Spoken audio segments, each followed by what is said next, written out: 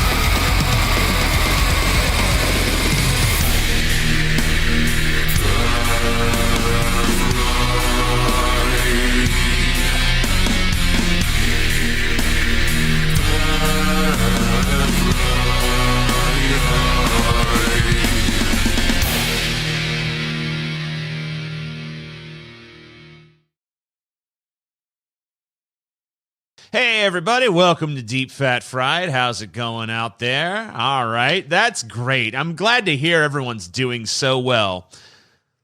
I like to imagine there was some dude like, I just told you my mom died. Oh, sorry about that. TJ. If you're doing shitty, sorry. Yeah, my bad. Our bad. Our bad, guys. But if you're doing well, good for you, buddy. I'm not going to say that. I'm just going to plagiarize what those two said. All right, what you guys said, I totally agree with. Scotty, you wanted to tell a story of plagiarism from within our very own midst, didn't you, Scotty? Want to talk about our little... many to choose from with you in the room, TJ. I know, so right? Unfortunately, tonight's tale does not involve TJ, but another family member. One that was actually deep fat fried. A certain someone who you might remember as... Little Stevie. Stevie. So Stevie was kind of going through this phase where he's like, I am a writer. I will write the next great fantasy and sci-fi novel. And you shall read it. So Stevie would come pitch me these, like, he'd give me these elevator pitches of, like, really horrible ideas. And I'd be like... So I'm like, I don't. What about like a sci-fi book, but there's aliens, but the aliens like have sporks? Yeah, it would just be stuff that was not that great or was really derivative. Like, huh? So I don't want to be mean to him. I was like, and I didn't want to discourage him from writing. So I was like, yeah, maybe just try it out or something. I was trying to be encouraging and stuff. So and then he comes to like our mom, and she's like, "You have got." TJ and Scotty, you've got, because like we were over there for whatever reason. This is years and years ago. It's probably 10 years ago. You've got to read what Stevie wrote. It is amazing. We're like, really? Because me and TJ had read Stevie's writing before, and it was like, Stevie's not the worst writer in the world, but it was nothing great. It was less than amazing, let us say. Yeah, but we still were like, yeah, because Mom is super effusive with praise. And actually, to do this right, I actually have to pull up the lyrics to a song that Stevie ended up stealing them from. So we read it and it's like, TJ's like, oh, okay, this seems really familiar. And I'm kind of like, this seems really familiar. But we're kind of like, maybe Stevie did write a great song. And I think it was TJ that went home and was like,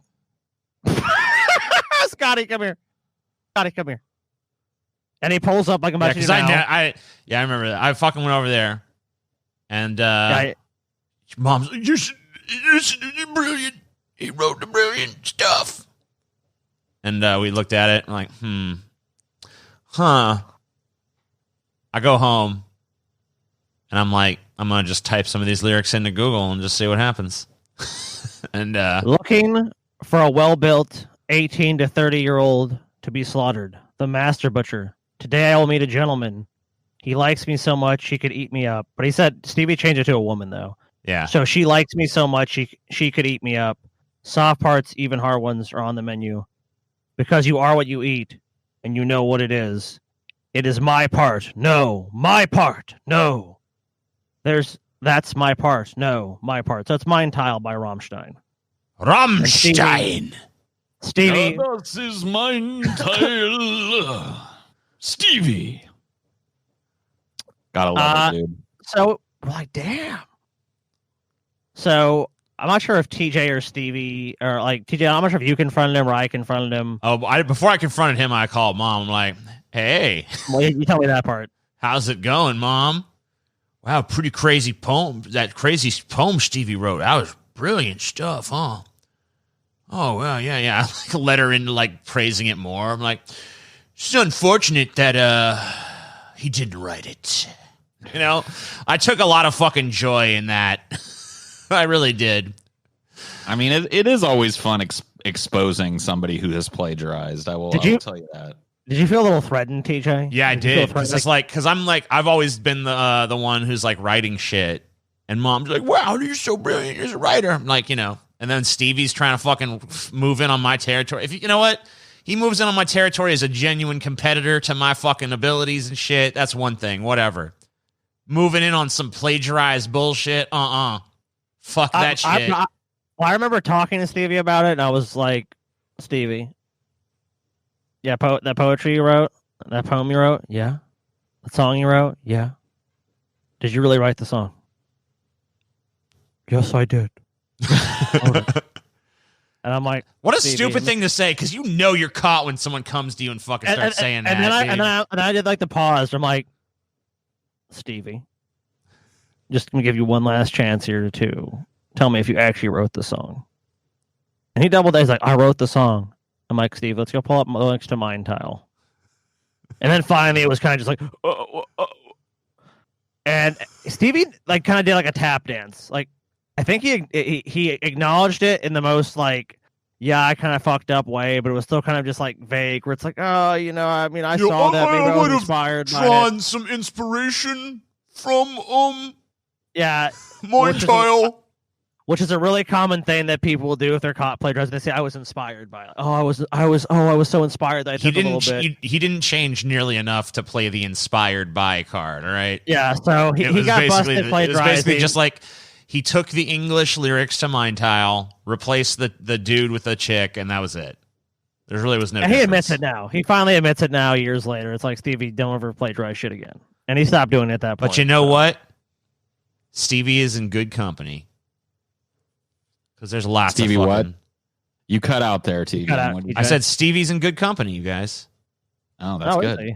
Because, it's good to know. Some of the greatest men and women, I guess, in history have been fucking no good, filthy, lying, goddamn idea thieving, plagiarist pieces of shit. Such as this man. What? Not Martin Luther King Jr., TJ. I have a dream to steal as much shit as I possibly can from other people so that I sound smarter and more eloquent than I actually am. Me and Paul might be forced to walk off this episode if you're trying to pull this right now, dude. Dr. Martin Luther King Jr. is one of the most influential civil rights leaders of our time. He has his own holiday, over 900 streets named after him, and is adored by millions. However, many are unaware that many of Dr. King's works were plagiarized. Dun dun dun. Dun dun dun dun dun dun.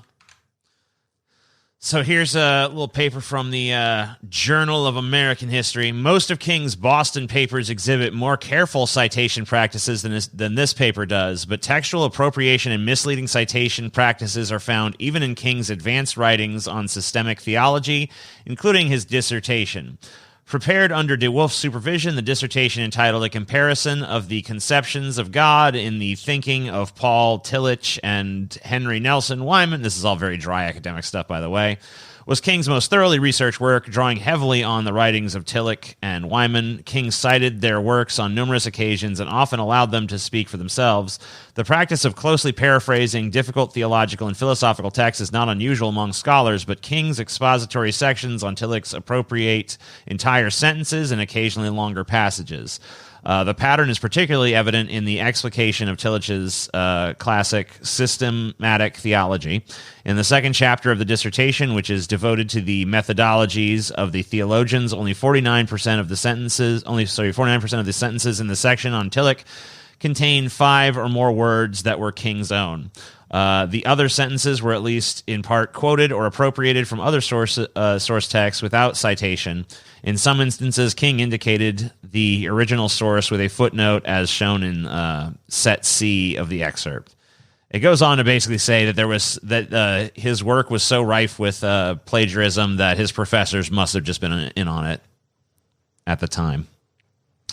That's a shame. That's pretty damning there. I mean, so evidence shows that he plagiarized huge parts of his doctorate thesis, which is what we're talking about here in this section.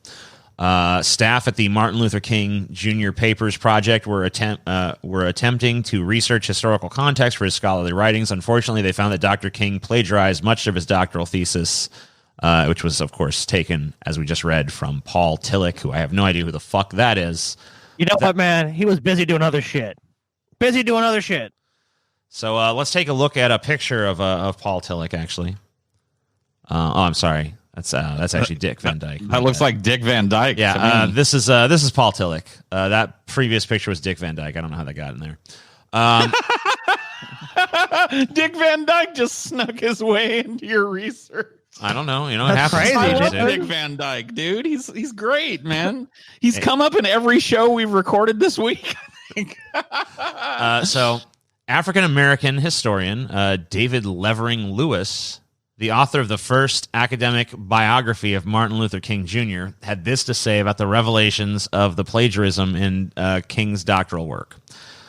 So this is David Levering saying this. This is not David Levering on the screen. This is actually the guy that King stole from. This is Paul Tillich.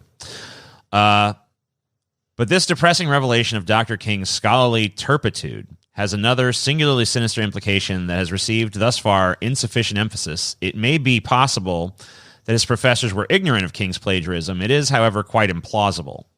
The evidence adduced, I've never even heard that word, but cool word. The evidence adduced by the King Project is simply plangent. This dude has a fucking impressive vocabulary. Damn. Assuming, as I believe we may, that professional collusion cannot be dismissed on the basis of what is now known, what could have been the motives and the mindset at play other than either racial cynicism or paternalism, although the explanation of laziness should not be excluded. I suspect we have here another case of Dr. Johnson's deplorable apothegm. This guy has he's got all kinds of college words, man. I guess this is probably an academic. About women preaching and dogs walking on hind legs. That, distressing as it is to contemplate, Dr. King's professors marvel at his academic performance, not because it was done well, but you are surprised to find it done at all. Good Christian men all, they would have been sincerely pained by the implications of what I have just written, and assuredly they were not crude bigots. L. Harold DeWolf was a vintage liberal of a certain type, yet we must not conclude that in the case of occasional African-American students passing before them, their expectations were, if only subconsciously, demeaningly modest. Almost certainly, an alert striver like Martin Luther King Jr. would have sensed instantly the racial double standard of his professors, finding himself highly rewarded rather than penalized for his transparent legerdemain, which I'm assuming is a fancy word for plagiarism. He may well have decided to repay their condescension or contempt in like coin. After all, neither he nor they knew who Martin Luther King was then. Can I get a translator up in this bitch? Yeah, I'll translate it for you. So what that guy basically just said is that these white professors that were teaching Martin Luther King Jr. probably had low expectations for him because they were subconsciously racist, and basically King probably just played them by just knowing he could get away with open plagiarism because they would just be so impressed that a black dude had literally done anything that they would just be like, "Oh my God, you're brilliant." You know, TJ, ledger domain is sleight of hand displays ledger domain with coins and cards. There you go. So it's basically like, look here, it's a misdirection. Yeah. So basically, what the guys are saying is he was in this environment where his professors were just like, yeah, you know, but they had like subconscious biases where they're just like, you know, they have low expectations for black students, even if they don't overtly have them. They kind of at some level are like, wow, he's black and yet he can write. You know what I mean? So they're thinking this guy was basically just saying like King probably took some advantage of his professors on the basis of that. I see. But yeah, that's the nearest translation I can muster for it. Unless I might be missing some stuff too, because there was a few words in there. I'm like, what does that mean again? Or at all? Because I never heard of it. To the uneducated mind, perhaps, TJ. And this is Archibald Carey Jr., who's an American lawyer, judge, politician, clergyman, and diplomat. And he gave a speech at the 1952 Republican National Convention titled "Let Freedom Ring." All right? So many people have looked at this 1952 speech, "Let Freedom Ring," and have pointed to some similarities to Dr. King's famous "I Have a Dream" speech delivered 11 years later in 1963. All right? Don't tell me this. Don't tell me the "I Have a Dream" speech is bullshit, TJ. Come on. So leave intact some of my fucking misconceptions about the past, okay? All right, I'm sorry. Well, let's go ahead and take a look at that speech, so that we can. There's just a compare. We can look at for a comparison here. Action. Wait. Shoots away is so much What's fun. Dick Van Dyke doing here? Playing it. Look through this viewfinder. Pilot the plane over a target. The hell's and this? Drop an air rescue Dick parachute. Van Dyke? Shoots away. Got. Darn it. Shoots away. Shoots away. Why is Dick Van Dyke here, Okay, Paul? Dick, we got it. Shoots away. I love him. Why is he playing Shoots Away? What the fuck is Shoots Away? What Dude, the no fuck is going batteries on? needed. Shoots No away. batteries. You don't even need batteries? Target game. You wind Hold it up. on. away. Wait a minute now. Shoots away. Man, Dick Van Dyke is having some fun with this little piece of shit Why, toy. Gabriel? All right. Action. Thanks, Dick. Anyway, Shoots away. here's what I was talking about. Archibald Carey Jr., 1952 GOP convention. Negro American sing with all loyal Americans. My country 'tis of thee, sweet land of liberty, of thee I sing. Land where my fathers died, land of the pilgrim's pride. From every mountainside, let freedom ring. That's exactly what we mean. From every mountainside, let freedom ring. Not only from the Green Mountains and the White Mountains of Vermont and New Hampshire, not only from the Catskills of New York, but from the Ozarks in Arkansas, from the Stone Mountain in Georgia, from the Great Smokies of Tennessee, and from the Blue Ridge Mountains of Virginia. Not only let it ring for the minorities of the United States, but for the persecuted of Europe, for the rejected of Asia, for the disfranchised of South Africa, and for the disinherited of all the earth. May the Republican Party, under God, from every mountainside, let freedom ring. Okay. You today, my friend, let freedom ring. From the prodigious hilltops of New Hampshire, let freedom ring. From the mighty mountains of New York, let freedom ring. From the heightening Alleghenies of Pennsylvania, let freedom ring. From the snow-capped Rockies of Colorado, let freedom ring. From the curvaceous slopes of California. But not only that, let freedom ring from Stone Mountain of Georgia. Let freedom ring from Lookout Mountain of Tennessee. Let freedom ring from every hill and molehill of Mississippi. From every mountainside. Let freedom ring. And when this happens, when we allow freedom ring, when we let it ring from every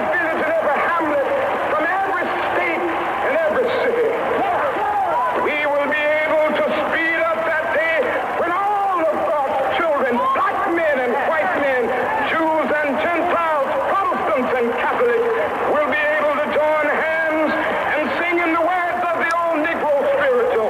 Free at last, free at last. Thank God Almighty, we are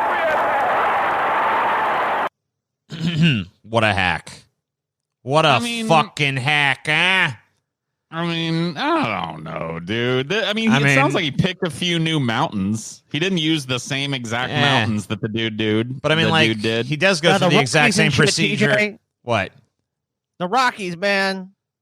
He does go through the exact same procedure of listing specific mountains and ranges and being like, let freedom ring in this mountain range here. Let freedom ring. And that was exactly the same contrivance used by Archibald there. So I think it was a coincidence. He's never heard of this dad before in his life. Never heard about this dude ever. Archibald who? Archibald. Can you prove that this Archibald guy ever existed? No. Thank you. Obviously I can't. I mean, that's not to mention TJ. Are people going to follow a guy named Martin Luther King Jr. or Archibald? I mean, obviously there's a reason why we know the name Martin Luther King Jr. and we've all forgotten the name Archibald Carey Jr.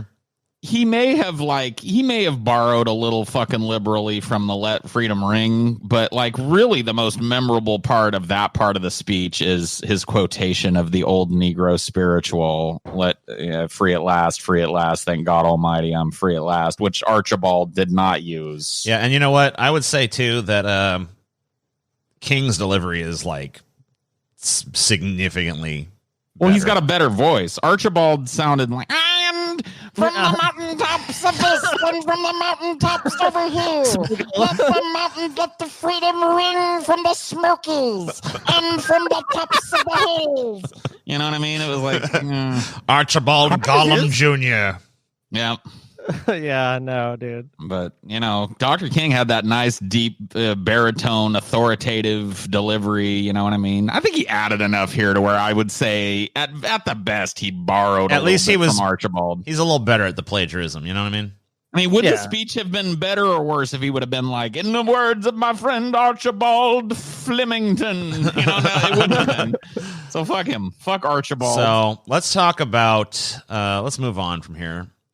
So, I think one of the characters we've seen, just like have like amazing staying power. One of the fucking, multiple films, multiple fucking cartoon series, just been around since like the fucking, I think the 30s, right? Batman, famously created by Bob Kane, right? Wrong. Yeah, if you say Get out of here, Dick Van Dyke. Dick Jesus Van Christ. Dyke. No, that's Dick. Leave He's it. Back. Stop. I love him. That's ridiculous. Get him back in there. Did Bob Kane steal Batman from Bill Finger? Man, dude. Finger. We gotta be honest, okay? TJ, I have to say something at this point. Yeah, what's up? Say it, bitch. Obviously, a lot of people make allegations that their shit was stolen all the time. So to me, like, if Bob Kane really stole Batman, you figure there'd be a fucking treasure trove of evidence. So I'm hoping here there's some concrete ass shit. If it's some salty dude that was like, I told him about the idea in a bar room when he fucking made millions off Batman. The Hulu I want some documentary. concrete shit. The Hulu documentary, Batman and Bill, revealed a shocking truth. The biggest villain in Gotham isn't the Joker, or the Penguin, or the Riddler, God, but Batman's creator himself, Bob Kane. In the years following Batman's first appearance in Detective Comics number 27 in May 1939, Kane became almost as famous as the Caped Crusader himself. But Kane wasn't the only creator behind Gotham's mass vigilante. He wasn't responsible for what makes the crime fighter so memorable: his costume, his arsenal of cool gadgets, or his secret identity. He didn't even create Gotham City. All these creations belonged to Bill Finger, whose identity remained a secret as Batman's secret identity, Bruce Wayne. Finger made... And as secret as the little finger that he would slip into your bum at night. Pull out the milk dud, yes. You've been visited by Bill Finger. Maybe that's why he's salty. Bill Finger. Maybe Bill Finger was the one doing the fingering, and then Bob Kane unfortunately fingered him one night. Maybe so. Finger made Batman, Finger, what he is, and had a hand in the creation of Robin, villains like the Joker, Penguin, Two-Face. Nonetheless, Kane got all the credit. For the rest of Finger's life and for 15 years after his death, Kane did everything he could to suppress Finger's involvement, living in a life of luxury and being praised as the sole creator of Batman. Finger, on the other hand, died penniless and in obscurity. The documentary... I wrote a poem about a Finger. Read it. It's quick, too. It's like a four-line poem. I wrote it in high school. Okay. Are you ready for it? Yes. Yeah. I'll do a dramatic reading. All right. Smell my finger. Smells like sin. What has my finger been up in? What do you think about that? Oh, Brilliant. shit, dude. Brilliant work, Paul. I actually wrote that in high school, dude. That's a Paul's Ego original. Paul's Ego original Finger poem. Paul, you're a laureate, dude. Lifted straight from Archibald Cox's I Have a Dream speech. Basically, the most fascinating part of the documentary is the relationship between Kane and Finger and how the brash Kane, who was ever the showman, knocked the quiet and nerdish Finger into obscurity. Kane paraded himself as a genius, but without Finger, the Batman would most likely have not made it past its first issue. Kane's tombstone insists that Bob Kane, Bruce Wayne, Batman, they're the same person, but now the jig is up. Kane took credit for everything great about Batman, everything he did not create. But should we be so dismissive of him? Did Kane possess the marketing skills to make Batman a success? If so, both men had different talents that were needed to make Batman popular. It's a pretty generous way of looking at it. Bob Finger had the talent to actually come up with the idea, and Bob Kane had the talent to steal it. Yeah, there you go. It takes two to tangle, you know. So Kane actually came up with the general idea, but had limited ability, and he knew it. Inspired by the popularity of Superman in 1939, Kane saw an opportunity to replicate the success, drawing inspiration from Zorro, Leonardo da Vinci's drawings, and a 1937 film called The Bat Whispers. Kane conceived of the Batman. But he didn't look like the Batman we're familiar with today. Kane's version wore a red jumpsuit, a domino mask, and had two rigid bat wings attached to his back. Obviously, this is a far cry from the bat suit we're familiar with, and let's face it, a man wearing a bright red jumpsuit is not exactly how you picture a bat. Yeah, no, man, that's not Batman. So I'm glad this was stolen, because Batman would have been lame and never happened. Well, this is what Kane actually came up with. I thought this was Bill Finger's. No, this is Kane's idea is like, I need to fucking rip off Superman. How about, I don't know, Batman? He's like red with a fucking, whatever. Zorro? So Bob Kane realized very quickly, like, dude, I have enough ideas. I need someone I can steal ideas from immediately. So Kane looked at what he created and realized this sucks. So he ran. Thank goodness. And so he rang Finger, a ghostwriter he met at a party earlier that year. Finger impressed Kane. He was self-taught, well-read, and a talented wordsmith. After the party, Kane quickly formed a partnership. He sought Finger's advice for a comic strip he was working on called Rusty and Pals, the duo's first collaboration. While Kane helped the shoe salesman finally move into work as a full-time writer, the benefits of the relationship would soon tip considerably into Kane's favor with Batman. After Finger looked at Kane's design of the Batman, he changed almost everything about the character. First, he changed the costume. He suggested adding the cowl, gloves, making the suit darker. Inspired by Lee Falk's The Phantom, Finger turned Batman into the character we recognize today. Finger also gave Batman his secret identity, Bruce Wayne. Finger took the name Bruce from Robert the Bruce, a Scottish king, for his last name. Finger wanted a name, basically. So basically, like... Wasn't Robert the Bruce the one that, betrayed... Yes. William Wallace. Braveheart? Yep. William Wallace. Yep. What a piece of shit to take your name after. Yeah. So, basically... I thought he got brief credit, TJ. Yeah, it did say Bill Finger got some brief credit. What the fuck, TJ? You said you didn't get no credit. You're a lying motherfucker. Your own fucking article disproves what you just said. Oh, shit. Bill Finger did not disappear entirely. In the summer of 1965, he was named co-creator of Batman in a fanzine by Jerry Bales. The revelation appeared in an article after Finger made a rare appearance at New York City Comic Con. The article, titled "If the Truth Be Known" or "A Finger in Every Plot," details Finger's involvement in the creation of Batman in Gotham City. But Kane wasn't having it. He rebutted with a letter condemning Finger's claim to Batman. Bill Finger has given out the impression that he and not myself created the Batman, as well as Robin and all the other leading villains and characters. This statement is fraudulent and entirely untrue. That is myth. The truth is Bill Finger is taking credit for much more than he deserves, and I refute much of his statement here in print. The only proof I need to back my statement is that if Bill Finger co-authored and conceived the idea either with me or before me, then he would most certainly have a byline on the strip along with my name. It's been 25 years now, and truthfully, time sometimes blurs the memory, and it is difficult to separate at times, so I cannot blame Bill too much if at times his memory clouds. Oh, damn. It's like he has like dementia, dude. Bob Kane's like, he's just a senile little fuck trying to take credit for what he never done. I done it all. I'm Batman, bitch. No, Bob Kane. I fucking love it, dude. I love it. So unfortunately, the article remained the solitary piece of credit Finger ever received in his lifetime. He died alone of heart disease in 1974.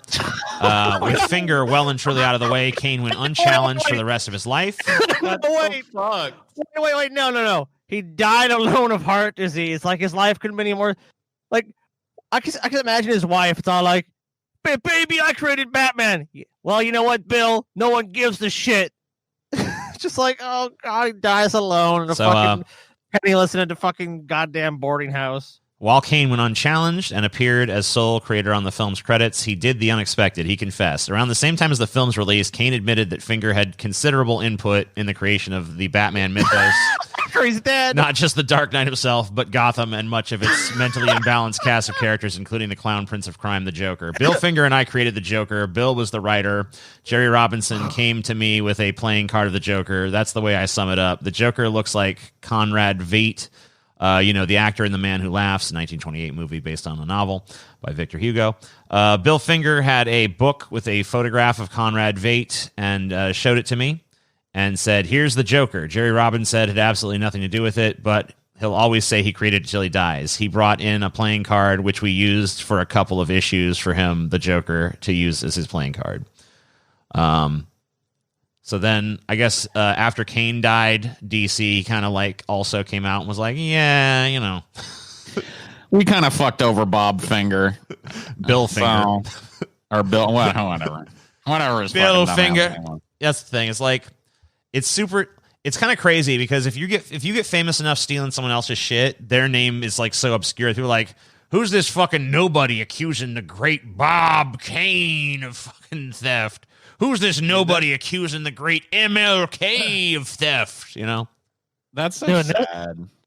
In this case, though, I mean, like, all the parties involved basically came clean, so it's a little bit different. It's like, oh, he's dead now. Well, yeah, we co-created it, So you can kind of see he stole it. You can kind of see here a little fucking drawing of like what the original Batman design was kind of like gonna be. He's gonna have fucking bat wings. He's gonna wear a red outfit, have blonde hair. Apparently, I don't know. Very different idea. Nope. Pass on that one. Yeah. You know who else is full of shit? Who? Fucking Paul Revere, dude. I thought maybe Dick Van Dyke was gonna pop back up again. No, of course not. Henry Wadsworth. Where's my Dick Van Dyke running joke, TJ? It's over. I refuse to let you move on. I refuse to let you move on. There's no Dick Van Dyke joke, okay? Dick Van Dyke. There was never supposed to be any Dick Van Dyke in this episode, all right? Dick Van Dyke. Dick Van Dyke. Paul, shut up. All right, so Dick Van Dyke. I agree with Henry Wadsworth Longfellow's 1860 poem. I think we're looking at Henry Wadsworth Longfellow here. Shut up. You try to say it, mushmouth motherfucker. 1860 poem, Paul Revere's Ride, has been retold in schools across America for years. Listen, my children, and you shall hear of the midnight ride of Paul Revere. On the 18th of April in 75, hardly a man is now alive who remembers that famous day and year. This is a big, soaring, epic kind of poem devoted to Paul Revere and his impressive, majestic ride to warn us that the British were coming. Who's the poem by? Henry Watt. The fucking hell is going on here? Get out of here. Dick Van Dyke, yes. I So, knew he was in there. This is You actually can say his name. This is a portrait of Paul Revere, looking very much like Rudy Giuliani, by the way, very strangely. The British are coming. The British are His coming. bottom teeth are too nice to be Rudy Giuliani, though. Fair enough. While Paul Revere is given credit for the long ride that warned the colonists of the British invasion with his famous, the British are coming, the British are coming. He was not the only writer on that famous night. Here's shows some of the other fucking routes that some other riders were taking. Blow that bitch up, TJ. You want blow it up? Here you go. Blow that shit up. Oh yeah, now I can read it. Now this isn't even everything itself. This is just kind of like shows some other routes that were ridden by some other people. William Dawes, Samuel Prescott. They all had routes where they were going around. William Dawes rode way longer than fucking Paul Revere. Well, you're about to hear about the real fucking hero in a second here. So, William Dawes, Samuel Prescott, Sybil Luddington, and Israel Bissell also took on the task of warning the colonists throughout the land that the British were coming. So let's take a look at Israel Bissell here. God damn it! Stupid Dick Van Dyke. Here's Israel Bissell. Revere did not have the longest ride. That honor went to Israel Bissell. You see here. While Revere started his ride on the 18th of April, 1775, Bissell started his ride on the 19th. I have a question, though. Why does Israel have no ears? Because they're covered by his weird fucking haircut. Either that or he was secretly a dog. How was he able to hear it if the people actually knew what he was saying? Well, maybe that's why he... Okay, so at the end of the day, Paul Revere rode for about 12.5 miles. That was his leg of the journey. That's further than I would go. I wouldn't go. I'd probably go like to my next door neighbor, like, "Hey, the British are coming." Israel Bissell rode for 345 miles. Jesus Christ! Hey, but you know what, dude? You're talking shit, but Paul Revere did not write that fucking poem, did he? No, he didn't. So I mean, the point is that he got the credit. So here we go. This is Bissell's ride map right here. Holy shit! He rode to Philadelphia. He rode from Boston to Philly, basically. Okay, dude. Image not for reproduction, dude. Oops. Here's a timeline of where fucking Israel Bissell was at any given time during his ride. April 19th, he started at 10 a.m. in Watertown, Massachusetts. By noon, he was in Worcester. By that evening, he was in Pomfret. Yeah. Oh, who hasn't been to Pomfret? I go to Pomfret, Connecticut all the time. By the next day, April 20th, 420, bro. He was on at 11 a.m. He was in Brooklyn. He was in Norwich. He was in London, New London, rather. He spent quite a while riding around Connecticut, warning people. By the 23rd of April, he was at Wall Street, New York City. By the next, then Elizabeth, New Jersey, New Brunswick, New Jersey, Trenton, New Jersey, and finally he concluded his ride April 24th, 5 p.m. in Philadelphia. In the dark, he flew like a missile, through the weeds and through the thistle. Sound the trump and blow the whistle, and hear of the ride of Israel Bissell. Huh? Just wrote it. What do you think? Better than the Paul Revere one? I like it. Here, let's take a look at this. It's Dick Van Dyke. He's doing a little dance. Look at him go. God damn it. All right. Well, this wasn't supposed to be in here, but... Dick. Bissell shouted, to arms, the war has begun. He spoke in the most sensationalist manner possible in order to bring the most attention to himself and get the most newspaper headlines. So this guy was trying to fucking make a name for himself with this ride. He also carried a message from General Joseph Palmer, which was printed and copied at each of the stops. The papers misprinted the last name to add insult to injury. After his ride, Bissell enlisted in the Connecticut Regiment under Colonel Erastus Wolcott, a signer of the Declaration of Independence. After the war, he married a woman named Lucy Hancock and became a sheep farmer. He died peacefully on October 24th, 1823, at the age of 71, many years after his ride. And, it's basically thought that the main reason that the poem is about Paul Revere is because Longfellow liked things that rhymed with Revere better than he liked things that rhymed with dude, with missile, thistle, and whistle. That's all you needed. Yeah. I came up with those on my own right here. He flew like a missile. He rode through the thistle. He blew the whistle. Israel Bissell. How hard is it, man? I don't know. You Wadsworth Longfellow. You apparently he wasn't feeling it, Paul. He wanted to have that Revere. He's like, yeah. The other guy rode really far and did a lot more. But Paul rhymes with Revere? Spear, queer, deer. Yeah, you know what, fear. Paul? You're down to a name, down to a fucking name, man. Whatever your name is determines a lot in your life, whether you know it or not. Bill Finger? Nope. Bob Kane sounds better. Paul Revere, Israel Bissell. Paul Revere sounds more American, sounds better. Well, I think what he wanted is I think he would just like the fact that it rhymes with hear. Because his poem listen, my children, and you shall hear of the midnight ride of Paul Revere. See, there you go. That's why he did it. He did it because he just had no fucking imagination, man. Come on. Listen, my children, to a tale that will make you bristle. Let me now speak of Israel Bissell. It's like, No, see, it's you don't have to start with listen. Like, you can jump in. You know what I mean? Yeah, I guess you can. You can be like, through the dark, just like a missile. Over stone and over thistle. Blowing trump and tooting whistle. The sound of the hooves of Israel Bissell. That is better than the first one you came up with, but no, dude. I don't know, Paul. When you write a famous poem that lasts generations, I guess then maybe. I just did. You just did? Okay, well. It's going to escape this. Well, listen. All right, well, hold on. I'm going to be called. Let's invent a time machine. We'll go 100 years in the future, and if people are reciting your poem more, I'll declare you the winner right there on the spot. I will be named the Henry Wadsworth Longfellow of the 21st century. Well, I mean, fair enough. I will be named the Dick Van Dyke of the 21st century. Okay, that's a little far, Paul. Now you're getting a little crazy. All right. Here's 10 famous stolen inventions, or 10 famous inventions that come from stolen ideas, rather.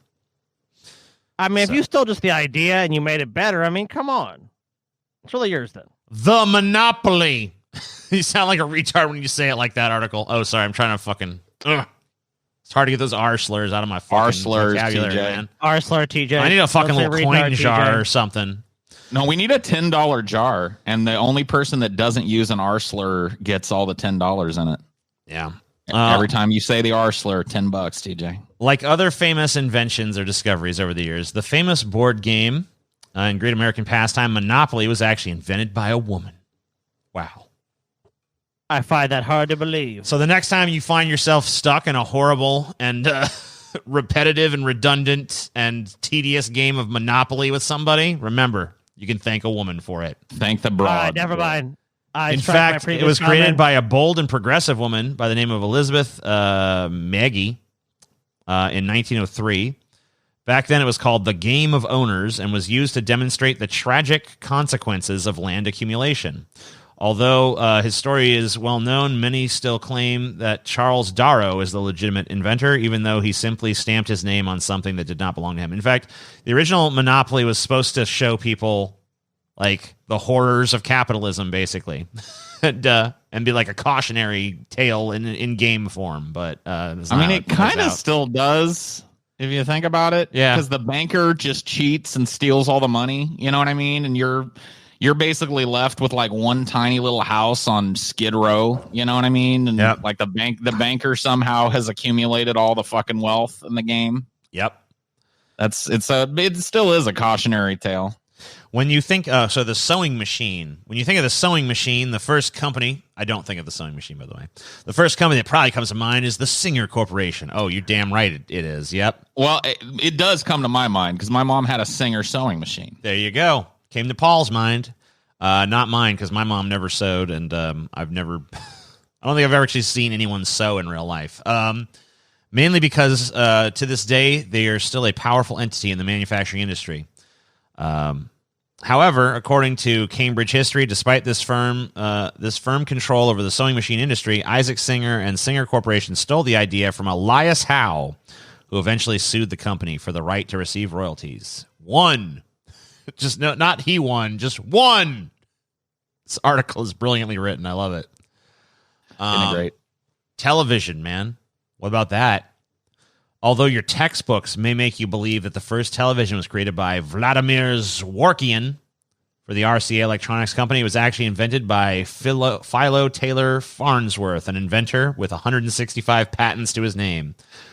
Turned out that Farnsworth invented television in 1927 at the age of 21, and 3 years later, Zworykin visited his laboratory to see his invention and ended up stealing his ideas. I think we covered didn't we cover this in the show? I think we did. I don't remember what it was, but I remember this story. I think so. He was like a farmer. After a decade-long court battle, RCA eventually lost their initial court case and appeal, which means Farnsworth would have to receive royalties for the invention, although he has not yet received the recognition that he deserves. Well, he got the money, though. He got the money, so it's like... Who cares about the recognition? In the late 1800s, this is by the phone, a race to create the first successful phone was underway. Two main contenders were Elisha Gray and Alexander Graham Bell. If you've never heard of Gray, it's probably because you were taught in school that Bell was the genius who invented the device that could transmit intelligible sounds from one place to another. As it happens, on February 14th, 1876, both men filed their patents, although it was actually discovered that Bell bribed the patent office to discover what Gray's invention really looked like. Because of this deception, it is often claimed that Elisha Gray is the main inventor of the telephone, although he has never obtained the credit he deserves. Well, he should have bribed the guy at the fucking patent office. Dude, I don't know what to fucking tell you. There's more to that story, though. There's got to be more to that. There probably story. Is. How did they went down there on the same day? They were like crazy competitors. That can actually be a part of a DFF episode for sure. Scotty will do it at some point, right, Scotty? Scotty, your next episode's on the phone and fucking Alexander Graham Bell and Elisha Gray. So there you go. Paul, he's going to do it. Don't worry. Scotty's already committed firmly to it. Okay. How about the laser, Paul? Hey, TD, you want some more crack to smoke? Yeah. Yeah, because I think you must need it for what you just said. Some crack? Yeah, dude, your head's in the clouds, man. I don't know where you at, TJ. Where am I at, Scotty? I don't know, man. It looks like you're a knockoff version of hell. Shit. Based on your background. I think, and I'm having to dig real deep here. Oh, the inventor of the laser, wasn't his name something like Roderick Laserton? Gordon Gould? Something like that? Yeah. I'm digging real deep. That's probably wrong. You're right, Paul. Gordon Gould created what he called a laser, or amplification of light by stimulated radiation emission. Although he had just invented something important that he wanted to exhibit, he thought he would need to perfect his laser design before applying for a patent. However, unfortunately for Gould, this misstep allowed two of his colleagues to steal his idea and patent it 2 years later. Well, he's a moron. What are you going to do? You fucking come up with some new shit and you're like, I got to perfect it before I patent it. That's not how it works. That's a good idea, sir. Meanwhile, they're at the fucking patent office like, I've got a great idea. The radio. In the last decade of the 19th century, Nikola Tesla discovered he could use his electronically charged Tesla coils to transmit messages over long distances, and he had an accepted patent for this in 1900. During this time, a young inventor with the name Marconi also tried inventing something similar using many of Tesla's patents, and when he finally succeeded in creating a radio broadcast, he was given credit for creating the radio. And Tesla was rightly furious with the false development. Unfortunately, he never had the money to prosecute Marconi, although the invention was credited to him after his death in 1943. Dude, Tesla had some wild fucking ideas. He sure did. Dude, Tesla wanted to create a system and had plans that may have worked to create a system of the wireless transmission of electricity to every household in America. Think about that shit. Like, yeah, no need for cables. Like, that would have been fucking amazing. Think about what you could do with that. Yeah, Holy shit. I've heard some people try to debunk it, but I mean, without knowing what his actual plans were, it's kind of hard to say. How about Jack Daniels? Now, this is the fucking most important invention in human history. So, Tennessee Whiskey Distillery claims that while the slaves helped create the recipe, they had not really worked out the exact process that made Jack Daniels so delicious. When When I think Jack Daniels, I think delicious flavor. But the honor belonged to the founder, Jack Daniel. However, in 2016, the company that owns the Jack Daniels distillery, Brown-Forman, made headlines when they finally decided to give the recognition they owed for the last 150 years to the slaves who actually created the whiskey. Oops. Jack Daniel was just like, wait a minute, this is good. Well, you guys aren't white, so let me just put my name on it. Man, that's the best. You steal from slaves. No one even fucking criticizes that. I invented this. They can't. I mean, they're slaves. What can they do? Like, I mean, yes, mine now. I mean, I might not have technically invented it, but I own the people who do. Close enough. Facebook. When Mark Zuckerberg, 19, launched Facebook as a sophomore at Harvard in 2004, he allegedly did so without the consent of his 3 classmates who helped him think of the idea. Cameron and Tyler Winklevoss and Divya Narenda. In 2007, the 3 students received payment from Facebook to help alleviate tensions between former classmates. And of course, I'm sure that's what it was. The bulb, not tensions. the light bulb, just the bulb. Dude, I love the Winklevi, dude. The Winklevi. I love it when he calls him the Winklevi in the movie. Yeah, it was a good movie. I love that movie. I don't know how correct it is or whatever, but I remember I remember the scene when they all realized he had fucked them over. It's like, yeah, we own all these shares. He can't do this. Like, actually, you signed this document diluting your shares to like 0.3% or some shit. And it goes, oopsie. It's like Zuckerberg fucked you. The history of the light bulb shows the process, often complicated, of the invention and how, in most cases, the credit is not granted to those who deserve it. While Thomas Edison was a brilliant inventor, he did not invent the light bulb. Conversely, along with other inventors you probably never heard of, Heinrich, would that be Goebel? Goebel or Goebel, yeah. I mean, that's how it's spelled, pretty similar to Goebbels, but probably invented it after trying to sell the device to Edison in 1854. Edison did not see anything useful at the time, but shortly after Goebbels' death, he bought the patent from his widow at an extremely low price and claimed he invented the product. Thomas Edison. Hold on now. Let's see. A source of light that does not require the lighting of wick and tallow. I see no need for such an invention now. And then he probably had the guy fucking killed, too. Yeah. I swear to God, dude. Then he died. Thomas Edison, he's a fucking hardcore dude, he was and then, of course, we have these apocryphal stories of Edison just like, I can't get the light bulb right. Yes. You know, like, what I've tried so many things to perfect this invention. And then I thought brilliantly, I shall steal it from someone else who came up with it first. Ah, yes. So many close failures. How is a man to ever deal with so many failures? And then one day, he tried one last time on his final attempt. This attempt shall be my last, he said. He flipped the switch, and the first light bulb sprang to life. And the world was changed forever. Thomas Edison. Let's talk about Melania Trump. Damn it. Look who it is. No. Why no? Why no? This is not a Dick Van Dyke episode, Paul. Yes, it is. It's not. Every episode is a Dick Van Dyke episode. It's not. TJ. It's not. Stop. I don't know how you fucking got all these Dick Van Dyke pictures in this episode, but I don't even know what Paul's talking about, dude. I haven't seen Dick Van Dyke once in this episode. At the 2016 Republican National Convention, Melania Trump gave a speech that was strikingly similar to Michelle Obama's 2008 Democratic National Convention speech. Melania told NBC that, I wrote it with as little help as possible. A spokesman for the Trump campaign called the speech a success, but suggested her writers might have mistakenly injected some borrowed language. In writing her beautiful speech, Melania's team of writers took notes on her life's inspirations and in some instances included fragments that reflected her own thinking, Jason Miller, Trump's senior communications advisor, said in a statement. Let's take a look at this is a comparison between the two speeches. Let's see how similar these motherfuckers really are. And Barack and I were raised with so many of the same values. Like, you work hard for what you want in life.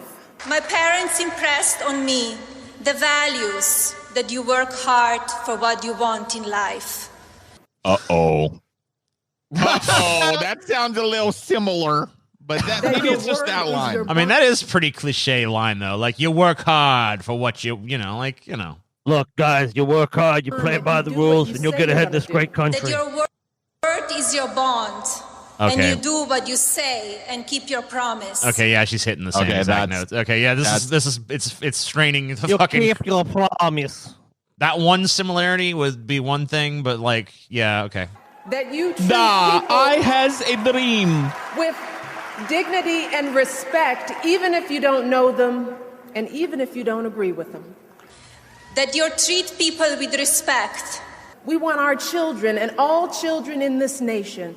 Because we want our children in this nation to know that the only limit to the height of your achievements is the reach of your dreams and your willingness to work hard for them. That the only limit to your achievements is the strength of your dreams. Total plagiarism. Okay, not even close. Ain't no Not fucking even close. words. Like, whatever. Now there's no excuse. Yay! Now there's no excuse. Yeah, No. it's like, come on. Oopsie doopsie doo. I mean, both the same speech. I mean, like you're looking at one Michelle Obama speech, you're looking at another speech at the same time, and there's no way. It's just, if you're gonna, it's good to know that the plagiarize- same platitudes will work at either convention, though. So, Yeah, that's true. If you're gonna plagiarize as the first lady, another first lady speech, maybe go back a little farther than the last first lady before you. You know what I mean? yeah, she didn't even wait a decade. It's like 8 years later. She's making the same fucking speech, basically. Damn. People have short memories. I mean, come on. You know, a lot of people have short memories. Obviously, not everyone. Well, because they got yeah, caught. it wasn't not short enough apparently because she got caught. Well, let's be honest. Eventually, Would you have gone back to that 2008 speech and look at this new speech or the 2016 speech and went, oh yeah, that sounds just like Michelle Obama's speech? yeah, because Probably who not. remembers that? Eventually, the truth was revealed. 407 years ago, our forefathers brought upon this continent a new nation, birthed in liberty and conceived in the whatever. That's all I know. Why do we have forefathers? That's what I want to know. I like big butts, and I cannot lie. You other brothers cannot deny. When a girl walks in with an itty-bitty waist and a round thing in your face, you get sprung. Wow, isn't she great? Isn't she great? She's so eloquent. Eventually, the truth was revealed. In a statement issued by the Trump campaign, staff writer Meredith McIver accepted responsibility for the addition of Michelle Obama's words in the Fell on the speech. sword, huh? Yep. In her statement, McIver said Melania Trump always liked Mrs. Obama and read passages from the 2008 speech to McIver, who said she wrote them down and included them in the speech. This was my mistake, and I feel terrible for the chaos I have caused Melania and the Trumps, as well as Mrs. Obama. No harm was meant, wrote McIver. McIver says she offered her resignation, but it was rejected by Donald Trump. Mr. Trump told me, so you didn't even have to do a full sword fall, just like, you just got to take a little fucking slap on your ass or whatever, and then we'll just kind of sweep it under the rug. There is no time to discriminate. Hate every motherfucker that's in your way. Mr. Trump told me that we all make innocent mistakes and we need to learn and grow from these experiences. Sounds like Trump. Sounds like something he would say. That's his mentality, fucking all over the place, right? Let me tell you a little story about a man named Jed who works so hard just to keep his family fed. I just want to see Melania plagiarize a speech every day. Yeah. I think she could come out every day and just plagiarize an entire speech. That would be great. Yeah. I would enjoy that. You could really work the fucking Jed shit into like a political speech too, you know? Oh, yeah. One day, poor Jed was shooting at some food, and up from the ground came a bubbling crude. Crude oil is one of our greatest resources, untapped here in America. No, it's been tapped, trust me. Anyway, let's talk about A Bug's Lie inside the ant infestation that ripped two studios apart. I know this one I know all about this one right now. Oh shit, dude. Yeah. So, there was a lot of these. There's been a lot of times in history where two movies have come out that are really similar to each other. We've talked about on this show before The Matrix and Dark City. Paul brought some attention to that. We've talked about Volcano and Dante's Peak coming out around the same time. Talked about Armageddon and Deep Impact coming around at the same time. And usually, like, these kind of things, it's like, is it a coincidence? And a lot of times, there's a pretty solid explanation. Like, yeah, I think it's a coincidence. This one's not a coincidence. You remember the what was that one? The Aladdin. What's that called? The Prince and the Pauper, or the Aladdin, you know what I mean? and that other fucking movie. The Cobbler movie, the long Thief and the Cobbler. Yeah. The Thief and the Cobbler. Some similarities between those for sure. It seems to happen a lot in these animation studios too. So in this case, it was a personal rivalry that blew up into a corporate war involving both sides duking it out and using some of the most state-of-the-art, never-before-seen economic weaponry of the time, animated ants. 20 years later, the bitter battle between A Bug's Life and ants, when two studios released remarkably similar stories about ants who defied convention to save their respective colonies, seems all but forgotten. But now it appears there's a new twist in the tale, and it comes from Ants writer, who is also the director of the new spy movie Operation Finale, Chris Weitz. For those who aren't privy to the backstory of the bug brouhaha, the drama reportedly started in the mid-1990s when Jeffrey Katzenberg, who helped champion classic Disney animated films such as Beauty and the Beast, Aladdin, and Lion King, wasn't named as Disney CEO Michael Eisner's second in command. So he's like, what the fuck? I'm not going to be second in command? So this was back in 94, following the tragic helicopter death of the company's president and chief operating officer, Frank Wells. So according to Hollywood Reporter, Eisner had previously told Katzenberg that he would be number 2 in the company if Wells ever left the position, but that's not what happened. Eisner assumed Wells' responsibilities instead, causing a rift in the Disney power structure. Disney later dropped Katzenberg. He eventually sued the company, leading to a settlement that reportedly cost Disney about $270 million. He would create a new film studio, DreamWorks, alongside David Geffen and Steven Spielberg. So that's when things started to get a little antsy. After Katzenberg co-founded DreamWorks, the company announced that one of its first animated films would be Ants, about a militant ant colony radicalized by one intrepid worker bug. But Disney collaborator Pixar already had A Bug's Life on the way, an animated film about an ant colony forced to serve a militant grasshopper society until one similarly intrepid worker bug steps in. According to Pixar Animation Steve Jobs and John Lasseter, who's now leaving Disney after allegations of misconduct, whatever, I don't give a fuck, they pitched Disney the concept before Katzenberg left the company. There's no disputing the fact that the day Jeffrey left Disney, he knew we were making a Bug's Life. He knew what the story was and everything else. Katzenberg denied these claims, of course. You're not going to fucking admit to them. No. Meanwhile, the Los Angeles Times reported the film producer Nina Jacobson, a former DreamWorks executive and later president of Disney subsidiary Buena Vista Motion Pictures Group, said she was the one who pitched the Ants idea to Katzenberg. Still, DreamWorks' Buggy story has a fly in the ointment. According to a Business Week story, Lasseter pitched A Bug's Life to Disney on the very same day that the company announced Katzenberg's departure. So sure, it's possible that Katzenberg hadn't known about the idea when he was a Disney employee, but Lasseter allegedly told Katzenberg all about bugs when the Pixar creator visited him at the DreamWorks offices in 1995. So basically, it's pretty well known that Jeffrey Katzenberg knew that A Bug's Life was in production, and he's like, fuck them. We're doing our version of this story. We're stealing this. We're doing Ants.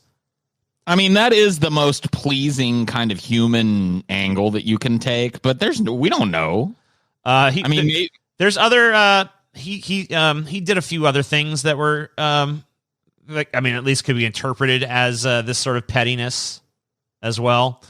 So it's kind of maybe a little bit more believable in light of that. I mean, he was super bitter about this, about being passed over for that number 2 slot. Well, think about this, TJ. You get told, like, hey, you'll be number 2. You orchestrate the other guy ahead of you, his death. You're like, oh, I had to kill him. I feel so bad. But it's going to be number 2. And the CEO is like a dick. So he's like, you know what? You're not going to be number 2. I'm just taking that job over. So you killed your fucking guy above you for nothing. I mean, TJ, it's not really fair to him. So, of course, he had to give a little fuck you back, and he made the same movie. So you think he, not only did he steal the movie, but you think he killed the guy before? Yeah, why not? I mean, I have no proof of that, but It just sounds more interesting to me. It's like he fucking goes to all the trouble of killing that guy, so he has to be petty. He's like, well, I'm not going to kill Michael Eisner. I'm not going to do that. I mean, I'm just done with Disney. I'm going to go start my own company. And I mean, if he had heard the idea, why the fuck not make it? I mean, it's different enough where you can just claim like, oh, they're, whatever. They're kind of similar, but not really. Whatever. Don't sue me. All right. Fair enough, Scotty. Fair enough. Let's talk about a guy named Walter Keane. There he is. Look who it is. Is that Walter Keane? Which one made more money? Did Ants make more money? Ants made less money. The ripoff. Ants made about 171 million, and Bugs Life made about 353 million. But they were both successful. Well, Dick Van Dyke is the grand. This is not Dick Van Dyke. This is Walter Keane. This is Dick Van Dyke, TJ. This is Dick Van Dyke 100%. I know a Dick, I know a Van, and I know a Dyke when I see one. And this is all three. Sorry. I'm sorry. This guy is actually is Walter Keane here. Figures. Fucking piece of shit. Goddamn Dick Van Dyke everywhere. That's actually Dick Van Dyke in drag behind him, though. Interesting. Is it? Fuck. Yes, it is. So, Walter Keane. At a fairground in 1953, Walter met an artist making charcoal sketches by the name of Margaret Ulbrich. They soon fell in love, and the couple ended up marrying in 1955. So, Keane first displayed Margaret's paintings as his own work in 1957 at an outdoor art show being held in Washington Square in Manhattan. The paintings swiftly developed a following. In 1961, the Prescolite Manufacturing Corporation bought Our Children and presented it to the United Nations Children's Fund. It is in the United Nations permanent collection of art. So this is the piece here. In 1965, Keane was named one of the most controversial and most successful painters at work today. The artworks were owned by many celebrities and hanging in a number of permanent collections. Keane was interviewed by Life magazine in 1965. He claimed his inspiration for the big-eyed children came from when he was in Europe as an art student. My psyche was scarred in my art student days in Europe, just after World War II, by an irreducible memory of war-racked innocence. In their eyes lurk all of mankind's questions and answers. If mankind would look deep into the soul of the very young, he wouldn't need a roadmap. I wanted other people to know about those eyes, too. I wanted my paintings to clobber you in the heart and make you yell, do something. In the same interview, he declared, nobody could paint eyes like El Greco, and nobody can paint eyes like Walter Keane. In 1970, Margaret Keane announced on a radio broadcast that she was the real creator of the paintings. The Keanes continued to dispute the origins of the paintings, and after Walter Keane suggested that the only reason Margaret claimed she was a painter is because she believed he was dead, I don't know what the story is there. Yeah, she sued him in federal court for slander. All right? Okay. So, when asked why Margaret would allow her husband to take credit for her work, she said, he took every advantage he could to tear down my resistance. Women then weren't in business, and they didn't paint, and they didn't do all the things they do today. They mostly stayed at home and took care of the kids. She claimed that Brett was abusive towards her, and promised they'd both get rich if she just went along with his schemes. At the hearing, the judge ordered both Margaret and Walter to create a big-eyed child painting in the courtroom. Walter declined to paint before the court, citing a sore shoulder, whereas Margaret completed her painting in 53 minutes. After 3 weeks of trial, a jury awarded Margaret $4 million in damages. A federal appeals court upheld the verdict of defamation in 1990, but overturned the $4 million damage award. That's dope, dude. Paint off. All right, we'll settle this. Paint off. My shot. Oh, can't do it. Can't. What a fucking phony, dude. Now I shall paint my latest. Oh dear. Oh dear. Oh. All right, who's telling the truth here? All right, just both paint a painting like this. Guy's like, yeah, no problem. I'll do it. Oh, so sorry. So she just goes. A question. Did Margaret Keane invent anime with this shit? Is this why anime? She may have. Fucking eyes and shit. Yeah, she invented M&A, Paul. It's true. I'm just saying that, like, anime was inspired by Western art. Yeah. Yeah, I'm wondering if she was, because, like, you know, anime has that, like, everybody's eyes are like 3 times the size of what they're supposed to be. She is the true inventor of anime. Actually, the reason anime eyes are so big is because early American cartoons like Mickey Mouse and stuff all had really big, expressive eyes. So Japan just pretty much stole the conventions that the West was using at the time in their animation. But of course, it evolved in a different direction. But the origin of big eyes is really actually American characters. In 2014, a film by Tim Burton was made about Keane's work. It's called Big Eyes. Christoph Waltz ended up playing Walter Keane. And Amy Adams played Margaret Keane. How have I never heard of this? What? I've never heard of this movie. I don't know. Have you? Yeah, I've heard of it.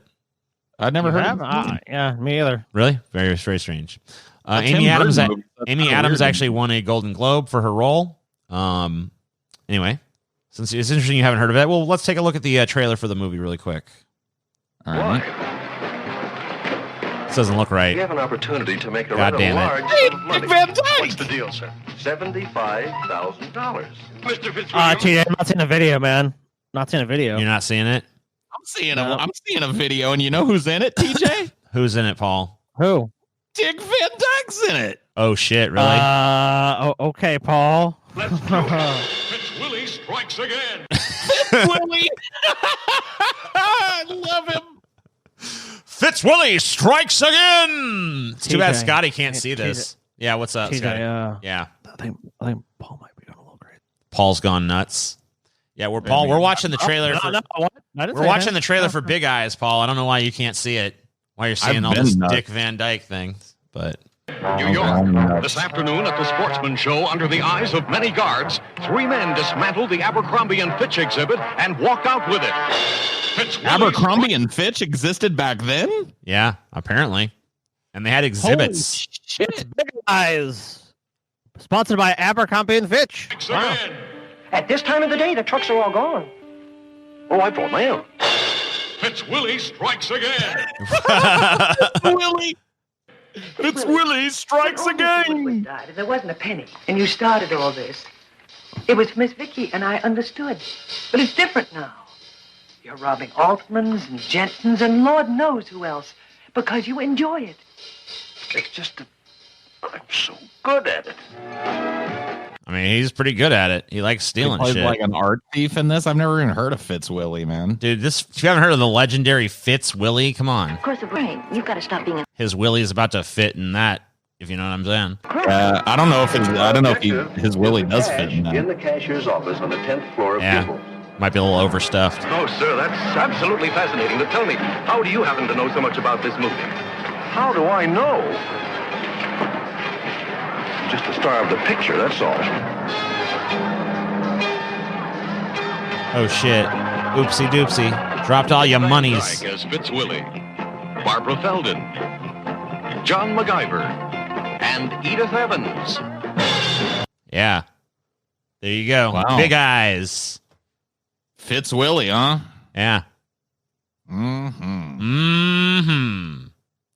That's some good Fitzwilly, boy. That's some tasty Van Dyke right there. That's some mighty good Fitzwilly, boy. Well, I mean, Big Eyes looks pretty good. I don't know, you guys. I'd probably give it a watch. You mean Fitzwilly? Fitzwilly? What's Fitzwilly? Yeah, I mean, it's a 1967 movie starring Dick Van Dyke and Barbara Herstenberg. Paul's losing his mind. Don't worry about Paul. Okay, Paul. Oh, Paul, that's what you saw. Oh, okay. I hope it was good, Paul. I hope it was enjoyable for you to watch. Fitzwilly strikes again.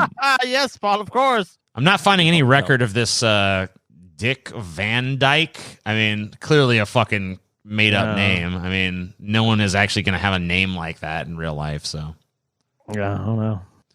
No, that's not true. There is one person that had that name, TJ. Who would that be? Dick Van Dyke. Who? I mean, hello. All right. Well, all right. Yes, anyway, Paul's crazy. Oh, if you actually guys do want to check out that Big Eyes movie, I've never seen it, but it's pretty much a flop. Only made about $14 million. in America, about 29 million cumulatively worldwide. But only? Oh, wait a minute. Hold on. Only? Yeah. What was the budget on it though?